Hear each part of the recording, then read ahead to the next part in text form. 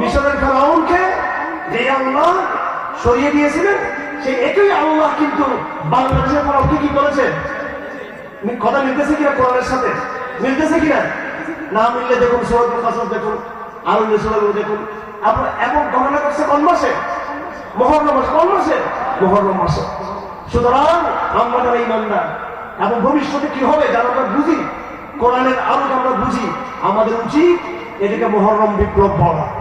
কিন্তু আমরা দেখলাম টেকনাফ থেকে তেতুলিয়া দেওয়াল ওয়াল রাইটিং ভরে গেল, স্বাধীনতার কথা, মুক্তির কথা, সাম্যের কথা, বৈষম্যহীনতার কথা, অসাম্প্রদায়িক বাংলাদেশ গড়ার কথা, গণতন্ত্রের কথা, সব কিছু আছে।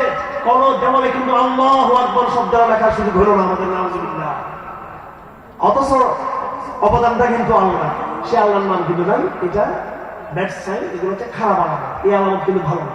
তার মানে হলো আমরা বনী ইসরায়েলের মতো একটা পরিণতির দিকে যাচ্ছি। আমরা আল্লাহ পাক বনী ইসরায়েলকে বলেছিল যে ফেরাউন ধ্বংস হওয়ার পরে এবার তোমরা শরিয়া কায়েম করো, তারা সেটা করে নাই। সুতরাং হাসিনা মুক্ত বাংলাদেশে, ফ্যাসিজম মুক্ত বাংলাদেশে আমাদের প্রথম এজেন্ডা হওয়া দরকার ছিল ধাপে ধাপে ধাপে ধাপে আল্লাহর জমিনে আল্লাহর ইনসাফের শরিয়াকে প্রতিষ্ঠা করার চেষ্টা করা। সেটা না করে আমরা নতুন নতুন নতুন নতুন চিন্তা করতেছি। আমাদেরকে তওবা করতে হবে, সুযোগ আছে এখন।